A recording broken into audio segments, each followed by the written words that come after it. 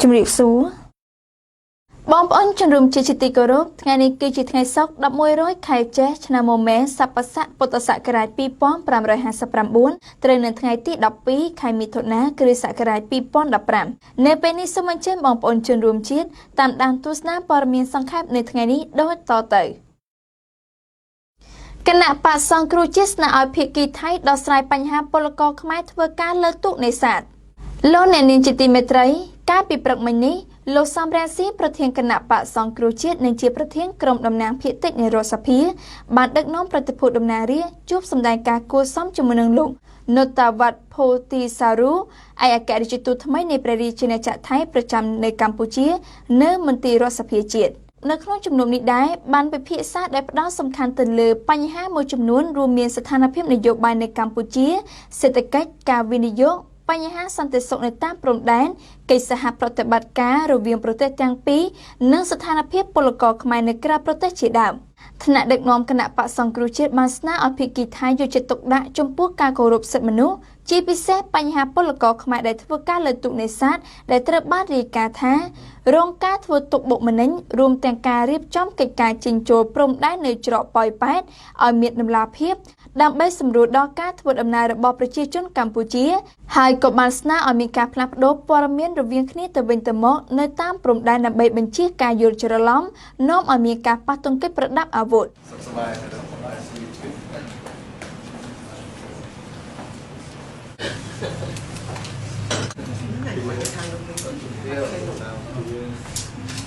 How are you? Radhika. Nice to see you in Cambodia. Thank you very much for receiving me. So, first of all, I congratulate Your Excellency the reform of the National Election Committee and the ក្រុមតំណាងរាស្ត្របកប្រឆាំងស្នើពីសកម្មភាពវៀតណាមឆ្លងដែនខុសច្បាប់នៅរតនគិរីតាមការចុះផ្សាយរបស់គេហទំព័រអាស៊ីសេរីបានឲ្យដឹងតាមរយៈអ្នកតំណាងរាស្ត្រគណៈបក្សសង្គ្រោះជាតិអំពាវនាវឲ្យអាជ្ញាធរខេត្តរតនគិរីយកចិត្តទុកដាក់ត្រួតពិនិត្យសកម្មភាពឆ្លងដែនខុសច្បាប់ជាពិសេសពលរដ្ឋនៅភ្នាក់ងារស៊ើបការវៀតណាមដែលចេញចូលទឹកដីខ្មែរមកប្រព្រឹត្តអំពើខុសច្បាប់ការអំពាវនាវនេះធ្វើឡើងបន្ទាប់ពីតម្រួតព្រំដែនវៀតណាម2នាក់ត្រូវបានប្រជាពលរដ្ឋភូមិឡំឃុំប៉ក់ញ៉ៃស្រុកអូយ៉ាដាវខេត្តរតនគិរីរកឃើញថា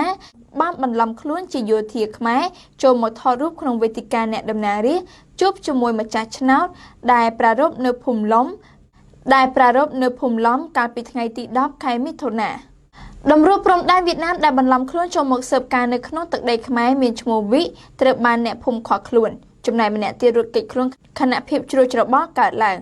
គេហទំព័រអាស៊ីសេរីដដែលនេះបានបញ្ជាក់ឲ្យដឹងតាមរយៈអ្នកតំណាងរាស្ត្រមណ្ឌលកំពង់ចាមលោកម៉ៅមុនីវ៉ាន់ហើយសកម្មភាពក្លែងបន្លំរបស់តម្រួតព្រំដែនវៀតណាមចូលមកក្នុងកម្មវិធីរបស់តំណាងរាស្ត្រថាជាអំពើចារកម្មប្រើប្រាស់មុខមន្ត្រីយោធាខ្មែរខុសច្បាប់រំលោភអធិបតេយ្យភាពព្រំដែនខ្មែរ